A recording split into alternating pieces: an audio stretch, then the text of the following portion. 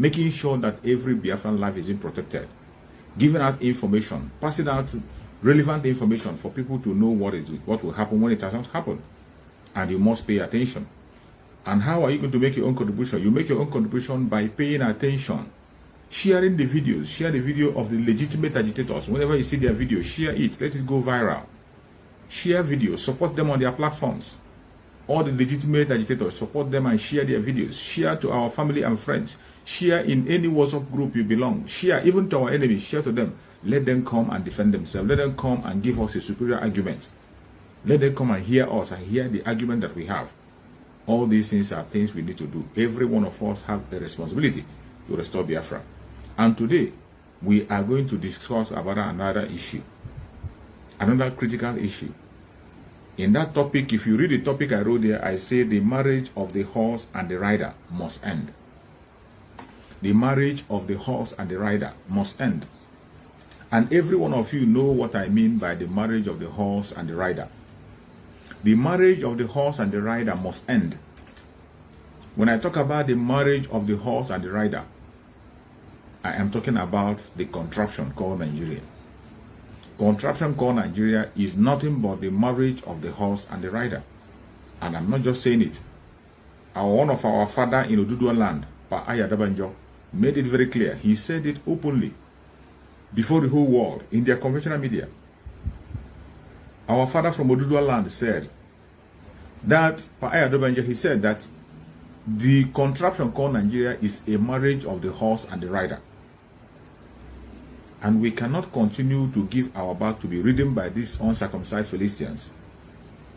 Enough is enough. How long shall we continue to give our back to them to continue to ride?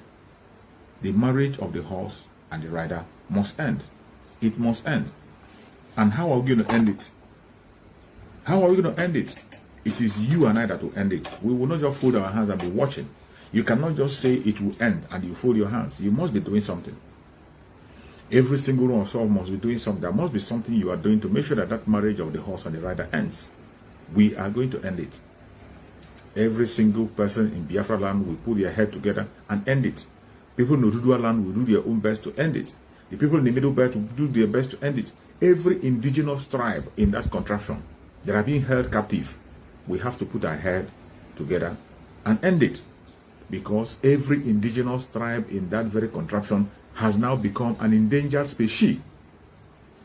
You see, I always say that some of them, some people, some ignorant people think that the war is just about the Biafran people. They think it is just about the Biafran people. They think that this operation today, you see today, the operation of the Biafran people is much more pronounced than in other region. The operation of the Biafran people is much more pronounced than in other region simply because Biafrans are the people who are bold enough to challenge the authority. They are the ones who are bold enough to challenge the status quo. They are the ones who have built a great wall that they cannot be able to cross. That is why they are fighting tooth and nail. That is why they hate Biafrans with all God. But it is not just about the Biafran people. It is not just about them. When we are talking about the marriage of the horse and the rider, it affects every indigenous tribe in that contraption called Nigeria. Everyone is affected. I can even tell you that other regions are much more affected than the Biafran people. Only that the Biafran people are people who Chukwu Okabia have chosen to free every other indigenous tribe. And that is why they are leading the race. That is why they are leading the race. Because if you check it critically, you see some of them, when they come to their conventional media, they will tell you that why are you complaining? That after all, you are controlling the economy. After all, your area is good. After all, most of you are rich. When you go to some place, they have the whole building. All the building in Lagos is owned by the Biafrans. All the buildings in Abuja are owned by the Biafrans. After saying this, they want to use it to melt you down and make you run into your shelf. But Biafrans are not the people you can cow out. You cannot make Biafrans to run away from their responsibility. Chukwu Okabia have given Biafrans responsibility to free every indigenous tribe in that contraption. That responsibility was placed on the shoulder of Biafrans. And Chukwu Okabia appointed Mazen Nnamdi Kanu to lead that cause in the present day. That very cause was started by our eternal leader, Dim Odumegwu Ojukwu. Dim Odumegwu Ojukwu started that very struggle. He didn't even call it. He wasn't the one that started it. He didn't call for war. Ojukwu never called for war. He never intended to go to war. He only tried to protect his people and give them a place where they will have safety. The war was brought to the Biafran people. The war was brought to Biafran people, and they defended themselves for 3 good years, and we lost so many people. At the end of the day, they said, no victor, no vanquish. And then we said, let's see if we can be able to manage the situation. They said they're going to do the reintegration, they're going to do the rehabilitation, and they would do reconstruction. These 3 R, none of them was done. There is no rehabilitation to anybody, not to the citizens, not to the military, not to the soldiers of Biafra that fought. There is no reconstruction in Biafra land. They did not reconstruct anything in Biafra land. Nothing was reconstructed. Every single edifice you see standing in Biafra land today was built by Biafran people, including their roads. Biafran people developed their area. They did everything you see in Biafra land, they did by themselves. Reintegration, they never wanted us to reintegrate. When you see them come in and tell you that Igbos live here, it was we ourselves that reintegrated ourselves into the society again, just to see if it's going to work. But what do we get in return? Even when we made that move for reintegration, we went further. Not only reintegrating, but to develop those areas. We go to those areas, we buy land. We don't steal land. We buy land. We don't steal land. We rent shops. We don't take shop by force. We rent shop for our businesses. We buy land to build house. We employ the indigenous of the country. We develop the area. Sometimes you find the place they give the Biafrans land to stay will be in the bushes.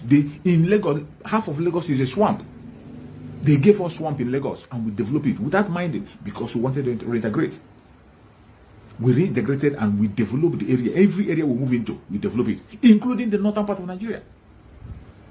They give us forests. Go and check in the north. Any place you see Sabon Geri, most of the places where they give the Biafran people to go and stay, Sabon Geri, it is either maybe in the olden days it might be a forest, or it might be even a burial ground, a rejected zone. That is where they give us, and we don't mind. You will see the Biafran people develop that area, turn it to a city. That was how we reintegrated ourselves. And yet, they do not want us to leave. They continue to make us to be the horse, and they want to ride us at the back. And Biafrans say no. Biafrans they never stay down. You can never push them down, because they know whom they are. They are kings. That is why they hate us with all God. That is why they hate us. They hate us so much because we can't be silent. The same system they have applied in the north, they apply the same system. These Fulanis, when Othman Dafodio entered the north, he applied the same system against the Hausa people, and the Hausa people could not be able to stand it. He came with the good message of religion, good message of corruption. They was going to fight corruption. The same message that the imposter in Asrock is preaching. Othman Dafodio go with that message, and the Hausa people lost their senses. They lost their gear. They thought they were dealing with a human being. Well, there's nothing wrong in welcoming a stranger, because every indigenous tribe in the contraption called Nigeria, every indigenous tribe, they are welcoming, they are loving and kind. They are people who can welcome people with open hands. That was why the Hausas welcomed these Fulanis. Hausas welcomed them, and when they came in, they unleashed mayhem on the Hausas with propaganda and all manner of lies. Hausas bought into these lies. Before they close their eyes and open, their land is gone. Their land is gone. The only thing the Hausas have today is their language. Only language is what they have, nothing else. They tried the same thing in the southwest. They came to Ududua land. Before they could be able to penetrate properly, they were able to capture some lands. And before they could be able to continue, our Ududua brothers woke up and said enough is enough. And they put a stop to it. They were only able to conquer Ilorin. And every other place, they could not be able to penetrate. Even in the Middle Belt, they tried the Middle Belt. The Tifi people refused. The Tifi people did not allow them to exceed. They could not overcome the Tifi people. That is why you see they hate Samuel Oto with all God. You see them fighting in Benue State. You see the way they are destroying Benue people. You see the way that they're taking life of Benue people. The anger they have against Benue people is what Benue people refuse to stay down. Benue people refuse to give in to their propaganda. They could not defeat the Benue people. The Tifi people in Benue stood their ground and they could not be able to penetrate. That is why you see they hate Samuel Oto, they hate him with all God. Every Fulani man hates Samuel Oto. They treat him with disdain. And that is why you see them taking life, causing a lot of insecurity in Benue State. They couldn't conquer Benue. They couldn't conquer the Middle Belt. They only come with all those their trick. They came with their trick and begin to tell them to join North. You are part of the North. You are part of us. You are part of us. You are part of us. And by saying they are part of them, they pretend that they are part of them, just to deceive them. Meanwhile, They are never part of them. And this our brothers knew very well that it was all a lie. It's all a lie. They know it's all a lie. All those are propaganda. And today, the Benue people have realized that it was all a lie. And they are standing their ground. They are standing their ground. Thank you so much for the star. I appreciate the person that has sent the star. May Chukwu Okabe my God and protect you. They can't be distracted. The Benue people are standing their ground. And when they saw that the Benue people are standing their ground, they tried the southeastern part of Nigeria. The southeastern part of Nigeria, the old southeastern region, the present south and the southeast with lower Benue, is a no-go area for them. A no-go area. There is no way to penetrate. They have tried and tried and tried. They couldn't penetrate. They went up to the state of employing a governor. They brought a governor that didn't contest election. They brought him and put in Imo State. Anybody that took fourth position in election, it means you didn't contest. Once you come fourth position, it automatically means that you didn't contest. But they went and brought somebody who didn't contest election and put in Imo State, just to make sure that they advance the movement of the caliphate to Biafra land. But Biafran people did not relent in their effort. Biafrans continue to fight. We continue to fight on different fronts. They decided to bring governors. They planted governors, their own governors from all sides. They planted governors from all sides. Thank you so much for the star. I appreciate you. Anybody that is sending a star, may Chukwu Okabe my God and protect you and secure you. They begin to send people from all corners, from all angles. They could not penetrate. They go to the extent of hijacking everything that you want. That is why you say, whenever you hear political solution, run for your life. In the southern, not only in the southeast, in the southern part of Nigeria, if you hear political solution, please run for your life. It is not for your own good, not for the good of anybody. Each time you hear political solution, run as fast as you can. And when you are running, make sure that your leg is touching your head. Don't look back. Because it is not for your own good. They brought politicians to begin to checkmate Biafra land. That wasn't enough for them. When they saw that the Biafrans are still standing their ground, Biafrans have distanced themselves from their politicians. They saw that Biafrans have distanced themselves from their leaders. And that was why Mazen Nnamdi Kanu, when Mazen Nnamdi Kanu saw that the caliphate have hijacked every leadership in Biafra land, including Ohanaeze Ndigbo. When Mazen Nnamdi Kanu see that they have hijacked all the politicians and Ohanaeze Ndigbo, Mazen Nnamdi Kanu jettisoned them. That is why Mazen Nnamdi Kanu never ever followed them. Because they wanted to penetrate to the politician. When Mazen Nnamdi Kanu saw that they wanted to penetrate, Mazen Nnamdi Kanu hands off from all those leaders in Biafra land. That is why when you see Mazen Nnamdi Kanu, he come and call them out. And somebody will say he's insulted. If you are a rightful person, if you are a right-taking person and you are sincere, pursuing the agenda of your people, you cannot see Mazen Nnamdi Kanu as somebody who is doing evil. You cannot see Mazen Nnamdi Kanu as insulting you. You will not say he's insulting you. You will not say that Mazen Nnamdi Kanu is insulting you. If you are a genuine Biafran and you are standing for your people, whatever Mazen Nnamdi Kanu says, it doesn't matter how hard it is, you will not say that he's talking to you. And he's not going to mention your name. But you see, when Mazen Nnamdi Kanu, he distanced himself totally from all these people, Ohanaeze Ndigbo, politicians. Mazen Nnamdi Kanu has nothing to do with them. That is why sometimes I laugh when I see people who claim to be followers of Mazen Nnamdi Kanu today. People who claim to be followers of Mazen Nnamdi Kanu today, they are talking about political solution. They are standing for politicians. They are defending Ohanaeze Ndigbo, defending politicians, defending politics, defending the election. And they claim to be followers of Mazen Nnamdi Kanu. That should ring a bell in your ears. And when they tried and they see that the politicians cannot be penetrated because Mazen Nnamdi Kanu have built a buffer. Mazen Nnamdi Kanu build a strong wall in the heart of the Biafrans that the politicians cannot be able to penetrate. The Islamization and the Fulanization cannot go through politics. It cannot penetrate. What did they do? What did they do? When they see they couldn't get in, now they went to another level. They use people who are with Mazen Nnamdi Kanu, followers of Mazen Nnamdi Kanu, who claim to be with him. They plotted evil. Those of them who are greedy, those of them who are envious, those of them who are jealous, those of them who are the real Judas, they sold Mazen Nnamdi Kanu out. And Mazen Nnamdi Kanu was kidnapped in Kenya. Kidnapped in Kenya and renditioned to Zoological Republic. And today, Mazen Nnamdi Kanu is still in captivity. But that did not stop us. That did not stop us. They didn't know that Mazen Nnamdi Kanu already have anointed somebody Mazi Nnamdi Kanu have anointed somebody. You see, that is why I say Mazi Nnamdi Kanu is a very spiritual man. Very, very spiritual. When you see Simon Ekpa doing what he's doing, the anointing of Simon Ekpa came from the very first time he started broadcasting, even before he joined IPOB. Mazi Nnamdi Kanu gave him that anointing. Mazi Nnamdi Kanu anointed Simon Ekpa even before he joined IPOB. People were complaining. There's one man preaching and talking somewhere. Why is he not part of he's not part of IPOB? He's not registered. Mazi Nnamdi Kanu told them, the person you are talking about is Nwa Chineke. That only Nwa Chineke will do what Simon Ekpa is doing. If you're not Nwa Chineke, you cannot do what he's doing. That even if he has not joined IPOB, that he is 100% convinced that Simon Ekpa is going to join IPOB. And just the way he said it, Simon Ekpa ended up joining IPOB fully. He didn't stop there. At the second time, he announced Simon Ekpa again when he said that go and listen to Simon Ekpa, that he is bringing a new dimension to the struggle. Why the politicians, why Ohanaeze Ndigbo and those blackmailers are busy distracting Mazi Nnamdi Kanu, fighting him with their gossip, with their envy and jealousy. Mazi Nnamdi Kanu was busy moving forward and anointing someone else in case if anything happened. Mazi Nnamdi Kanu went further to establish the foundation. He established the foundation. And every one of us, we are building on that foundation. Mazi Nnamdi Kanu continues and prepared us for today.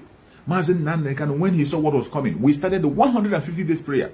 He said, after the 150 days prayer, we are going to march. Go and watch the video. That is why you see some of them today. When you see Simon Ekpa moving ahead, saying that we're going to march, some people are just, why now? Why are you doing that? Why? But this is a proclamation that Mazi Nnamdi Kanu have made. It only needs someone who can be able to kick it off and carry on. Because every tools, every foundation that is supposed to be followed, Mazi Nnamdi Kanu have laid the foundation, have planned everything the way it will go until Biafra come. Just for somebody to take that key that Mazi Nnamdi Kanu have given, to open that gate and let people march into it and walk into Biafra. And we thank Chukwu Abiyama that Mazi Simon Ekpa was able to discover that key. And he's using that key today to open some doors. That new dimension that Mazi Nnamdi Kanu saw, we have seen that new dimension unveiled. The caliphate, when they saw that even while Mazi Nnamdi Kanu is in captivity, that Biafran people are not relaxing. They thought that when they kidnapped Mazi Nnamdi Kanu, that would be the end of Biafra. But when they kidnapped Mazi Nnamdi Kanu, that became the beginning of the actualization of Biafra. When they kidnapped Mazi Nnamdi Kanu, it became much more clearer than the beginning of the actualization of Biafra have started. And what did you see? What did you see happen? When they kidnapped Mazi Nnamdi Kanu, they begin to plan on how to penetrate. They begin to send all manner of forces to Biafra land. They begin to send all manner of forces because they already know that you cannot convince Biafrans. You can't convince them with your military. You can't convince Biafrans with the Ohanaeze Ndigbo. They tried Ohanaeze Ndigbo. They couldn't convince Biafran. They couldn't convince Biafran with politicians. Now what did they do? They decided to use their Boko Haram military in uniform.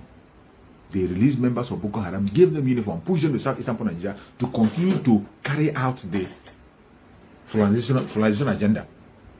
The Fulani agenda that Mazi Nnamdi Kanu have been shouting and crying about, they want to implement it by all means possible. They use the governors, they use the politicians, they use Ohanaeze Ndigbo. They saw it was Biafran people are standing their ground that no inch of Biafran land will be lost. What did they do? They now bring their own military. The contraption called Nigeria sent their military. Broad daylight, they began to send their military to Biafra land to take the life of Biafran people. They gave them uniform. Members of Boko Haram, they call them repentant Boko Haram. The only place you can hear about repentant terrorists being part of the military is in Nigeria. There is no part of the world where you will hear even an ex-convict to be a part of the military. It doesn't happen in any other country except in Nigeria. The only qualification you have today to be a member of Nigerian military is to be a member of Boko Haram. Once you are a terrorist, a well-known terrorist, you apply for amnesty, then the next thing you are part of the military. They push them down to Biafra land and they want to use that to intimidate us. Today, what is happening in Biafra land is a show of force. They have tried all means to see that they can be able to take over Biafra land, just like they are doing other places. They couldn't penetrate. Today, they are using show of force. Even in their show of force, Biafran people are still standing Giligam. They are still standing. They are still talking. They are still fighting on different form. Different front, and they are not relenting. It doesn't matter the propaganda, it doesn't matter the blackmail, it doesn't matter the strategy you bring, it doesn't matter the allies, and Biafrans are still standing their ground, saying that it is either Biafra or nothing. It is either Biafra or nothing. And we thank Chukwuka Abiyama, who has given us a spokesperson for us to continue on the struggle. And Biafrans are still saying that the marriage of the horse and the rider has ended. Biafrans are saying that they can no longer give their back to be ridden by any uncircumcised Philistine. They will not allow it anymore. They have done it for a very long time. They have done it for a very, very long time. And we can no longer permit it anymore. No Biafran will give his back again to be ridden by this uncircumcised Philistine. Not anymore. The marriage of the horse and the rider. We cannot. Even while you see some people, some ignorant people, some people who are selfish and self-centered are still today promoting that agenda of the horse and the rider. We dare so talk about election. See them promoting election, promoting P2B. P2B is one of those that is now today promoting the marriage of the horse and the rider. P2B want us to continue to give our back to be ridden by these monsters. That is why you see him insisting on participating in the election, pushing the Biafran people to come out for the election, even when he knows very well that there is no chances for him. The Caliphate have sworn that no Igbo man, nobody, no Igbo Biafran will be a president in that Zoological Republic. It cannot happen. It will not happen. They prefer to go to war. The Caliphate prefer to go to war than to allow an Igbo Biafran to go to Asoro. And that is why we have to be sensitive about the time we are in. That is why we are shouting. We have to be sensitive about the time we are in. This Caliphate, they prefer to go to war than to allow an Igbo Biafran to be a president in that Zoological Republic. It is an open truth. Even as they're campaigning. Even as, when the campaign open fully, you begin to hear their language. When the campaign open fully, you begin to hear the language they use. It is something that has been signed with British and the Caliphate that no Igbo Biafran will ever hold. Instead of that, they go to war. And that is where you begin to narrow everything down. You begin to narrow things down. All the information are becoming. The presidency of P2B, the way you see P2B people running around him, each time you think about P2B, think about the message. Think about the message and information that Obadiah Melafia gave. Obadiah Melafia said in 2022 that the Fulanis are ready to go to war. In 2030, they will be ready to go to war. And let me tell you, P2B is going to activate that war. P2B is going to activate that war. But I'm telling you to be very careful. You that is a Biafran and you're in Biafra land, prepare yourself. Your concern should be how to defend yourself, not about election. Because election is not going to take place. Not in Biafra land. Election is not going to take place. Prepare yourself for what is about to come. That is where your concern should be. Each time you see these people who are talking about election, who are talking about PVC, each time you see them, reflect back and think about the revelation that Obadiah Melafia gave. Obadiah Melafia came out and spoke. He came out and spoke. And it was because of that revelation that they killed him. It was because of that revelation that the Fulani Caliphate took the life of Obadiah Melafia. He told us that these people are going to take the life of so many prominent people. They will be going house to house. The house to house, the house to house execution has already started. It has already started. Even in Abuja itself, Obadiah Melafia said that in Abuja they are going to be going house to house, and it has started.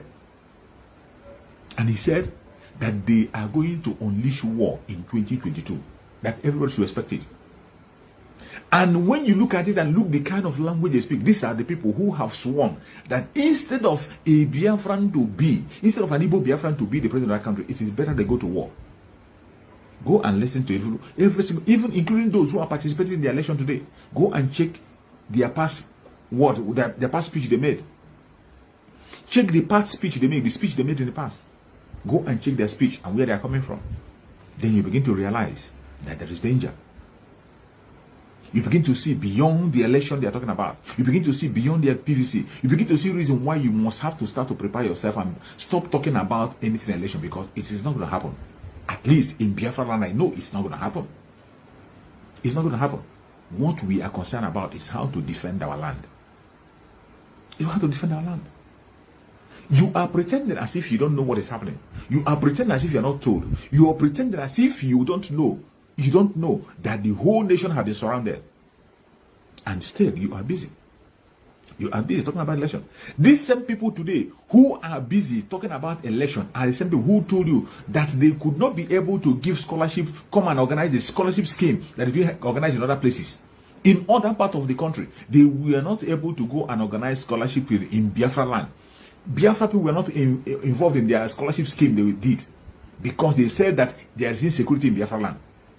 Because of the insecurity, that artificial insecurity they created in Biafra land, they could not involve Biafra in their scholarship scheme of the federal government. They said insecurity was too much. These people who are talking about this, they are not bothered about the occupation of the forest. All the forests in the Zoological Republic are being occupied by the terrorists. And who are these terrorists? Fulanese foot soldiers.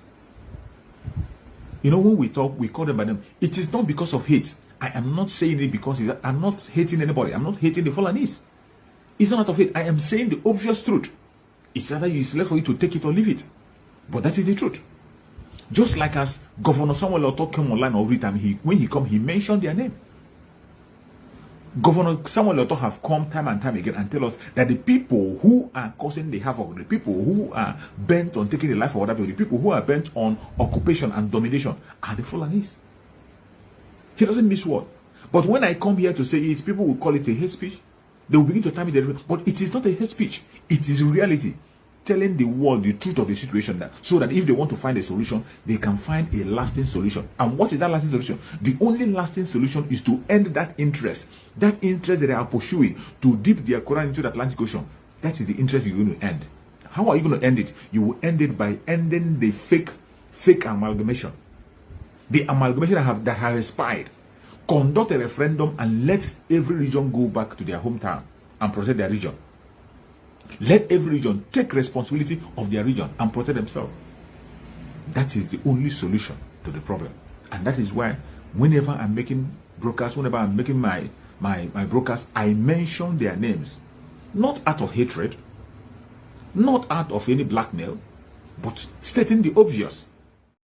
Are yet to wake up from your slumber or your sleep and get the point that we are exiting Nigeria. Exiting Nigeria is not going to come from the platter of golden plate. You have to sacrifice for it. And we are ready to sacrifice everything, including you, if you come and stand on the way of freedom. So you need to know how serious we are. We are damn serious. Some of you are not getting it. You think we are here to build political movement? We are here for freedom. Freedom comes with price. Okay? The only thing you can do is to comment on social media. Don't ever stand on the way of Biafra freedom. We'll crush you. Their interest is suppressed. Biafra is the key. Once they can hold Biafra down, they can hold the whole of Africa down. Hey, freedom fighting, sorry. Because all these people are criminals. They are saying there is no way this man cannot be a criminal like themselves. They don't have a different breed altogether. They don't know that. I am Nnamdi Kanu. I don't do all this nonsense you do. My father was a very rich man, not ostentatious. I had the finest education that his money could afford. We are not poor. Have never been. That is why a poor man cannot be a freedom fighter. If you're not full of yourself, you cannot be a freedom fighter. You go everywhere. We must continue.